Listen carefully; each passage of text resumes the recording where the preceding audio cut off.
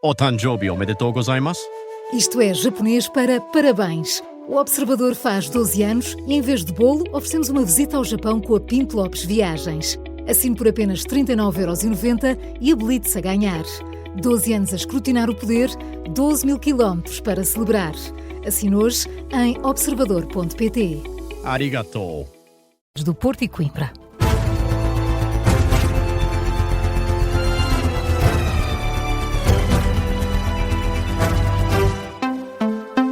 Bom dia, notícias às 7 na Rádio Observador com Carla Jorge de Carvalho.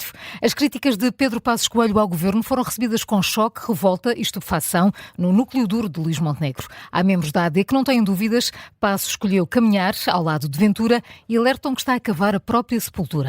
São as reações às palavras de Passos Coelho, que esta semana alertou para os perigos dos políticos postiços que parecem prostitutos sem caráter. O tom usado pelo antigo primeiro-ministro e ex-líder do PSD está a causar indignação entre os homens mais próximos de Luís Montenegro. O Observador falou com várias fontes do PSD que entendem que foi ultrapassada uma linha vermelha. Miguel Gato. As figuras próximas de Luís Montenegro não sabem o que move neste momento Pedro Passos Coelho ou o porquê da violência das expressões utilizadas pelo antigo primeiro-ministro, mas acreditam que o antigo presidente social-democrata entrou num caminho sem retorno, um caminho que lhe pode custar a simpatia das bases e das elites do partido. Está a cavar a própria sepultura, é o que sentencia um elemento do núcleo mais próximo de Luís Montenegro ao Observador. Outra figura do PSD lamenta que Passos tenha escolhido caminhar ao lado de André Ventura e atende que deve ser responsabilizado por isso. Esta fonte diz-se chocada também com a troca de impressões entre o antigo primeiro-ministro e o presidente do Chega, no qual os dois concordaram que o executivo da AD precisa de acelerar o ritmo da governação. Um outro elemento do núcleo duro de Luís Montenegro, ouvido pelo Observador, considera que Passos Coelho está desesperado por entender que está sem tempo. Miguel, já os apoiantes de Passos Coelho saem em defesa do antigo primeiro-ministro. Sim, desvalorizam estas críticas dos homens mais próximos de Luís Montenegro. Para os apoiantes de Passos Coelho, este tipo de intervenção tem vários méritos políticos, desde logo esvaziar o partido de André Ventura. As fontes ouvidas pelo Observador destacam também que Passos é um homem livre e que não tem medo de dizer o que pensa. Miguel Gato, com as reações de várias fontes do PSD às críticas de Passos Coelho ao governo que surgiram esta semana, o antigo primeiro-ministro defendeu também que a política precisa de liderança e que nem sempre ganhar eleições é o mais importante. André Ventura estava na primeira fila a ouvir estas declarações. Os dois trocaram impressões em frente às câmaras com críticas ao governo e a Luís Montenegro. Ainda sobre as declarações de Pedro Passos Coelho, o presidente da Câmara do Porto defende que às vezes o azedume pode ser positivo e afirma que fazem falta pessoas com visão pessimista sobre o estado do país. Em entrevista à SIC Notícias, Pedro Duarte sublinha que não concorda com os termos utilizados, mas considera que estas críticas podem ser uma oportunidade. Quase que tenho a tentação de me limitar a dizer que mesmo o azedume é respeitável. E, em certo sentido, pode não ser... Claro que eu não concordo com os termos e com o estilo, não gosto de todo, mas isso é uma questão de gosto, de estilo.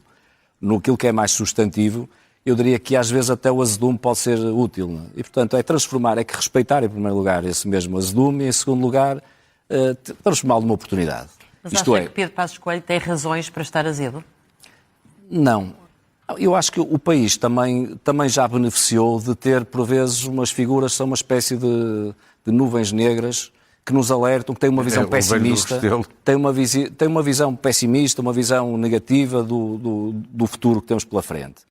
Pedro Duarte, o presidente da Câmara do Porto, eleito pelo PSD, sobre as declarações de Passos Coelho. Ontem, no debate quinzenal, Luís Montenegro também respondeu a Passos com uma metáfora.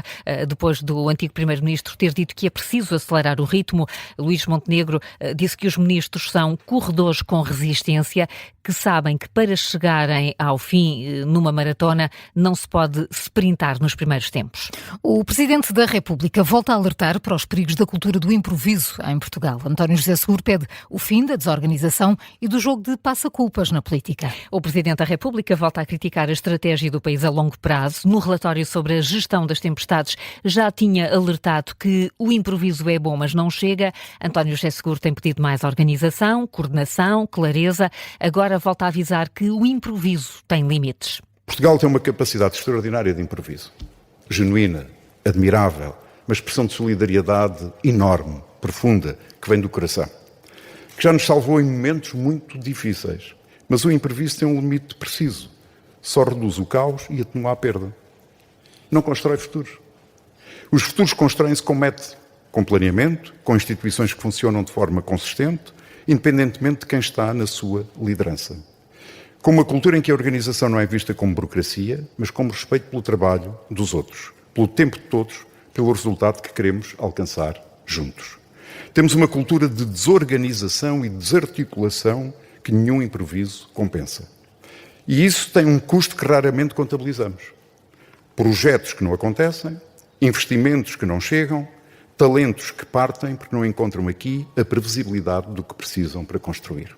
O Presidente da República, num discurso numa conferência organizada pelo jornal Eco, ontem à noite, em Lisboa, António José Seguro critica ainda o constante passa-culpas entre políticos e lamenta a falta de responsabilização dos partidos. E vamos voltar ao relatório sobre a gestão das tempestades no Explicador, depois das 9. A nossa convidada, a Presidente da Câmara de Alcácer do Sal, Clarice Campos, 4 meses depois das cheias que afetaram o concelho.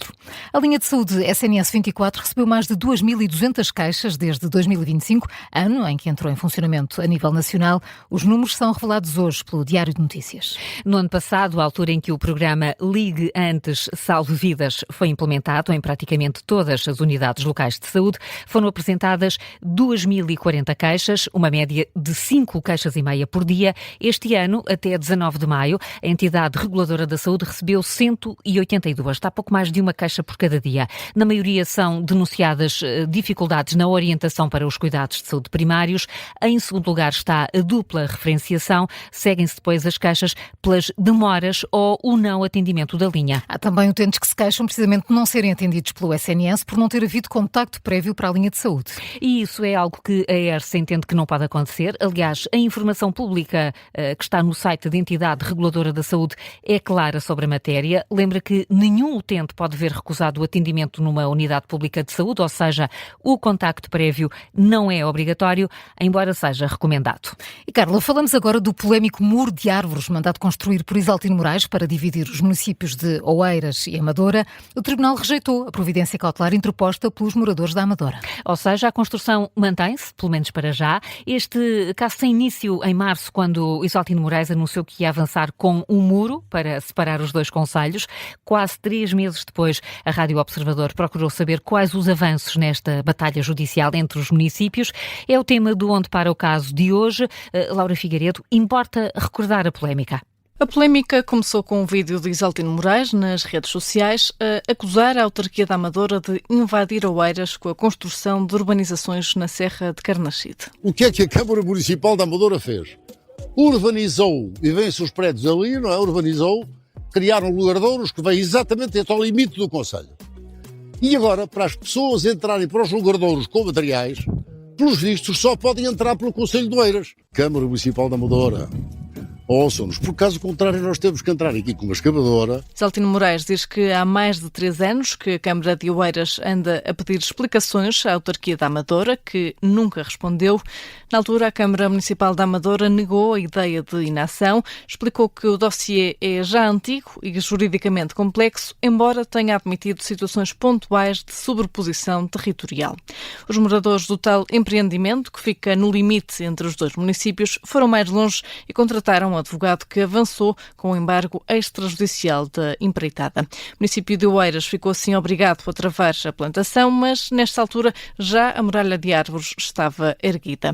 Quase 3 meses depois, a Rádio Observador contactou a autarquia de Isaltino Moraes para saber o desfecho. Ora, o Tribunal rejeitou a ação apresentada pelos moradores por entender que não houve uma violação real do direito de propriedade.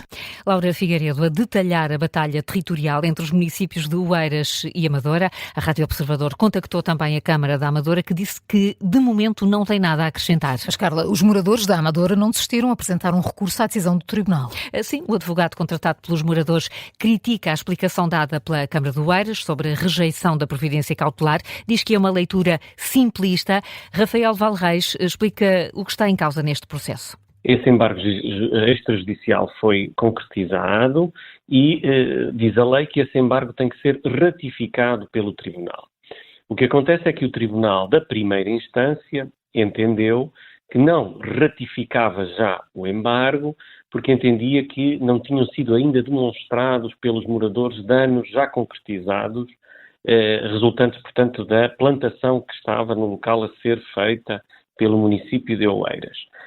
O que os moradores entendem é que essa interpretação que o Tribunal da Primeira Instância fez não é correta. O advogado Rafael Valreis explica que agora o desfecho está nas mãos do Tribunal da Relação, que vai apreciar o recurso e decidir se ratifica o embargo à plantação de Oeiras ou se o processo regressa à primeira instância. Este é o tema do Onde para o Caso, um programa para ouvir na íntegra, mais logo depois do Jornal das 5 da tarde política. São agora 7h10. Carla, que outras notícias marcam esta manhã? Os Estados Unidos voltaram a atacar o Irão, apesar de estarem em curso negociações para um plano de paz. Foram abatidos 4 drones iranianos que representavam uma ameaça na zona do Estreito de Hormuz. É o que afirmam as fontes norte-americanas à Associated Press. O presidente norte-americano tem afirmado que as negociações estão a decorrer, apesar de não descartar novos ataques. Por cá, o incêndio em Aroca, que começou ontem à tarde, entrou em resolução ao início da madrugada. Não há feridos nem danos, é o que confirma a fonte oficial da Proteção Civil. Hoje quase todos os distritos do continente voltam a estar sobre aviso amarelo por causa do calor. A única exceção é Faro. Ainda o futebol, o Casa Pia e o Torriense lutam hoje pela última vaga na Primeira Liga. O jogo da segunda mão do play-off de acesso ao principal escalão começa às 8 da noite em Rio Maior, depois do empate a 0 na primeira partida.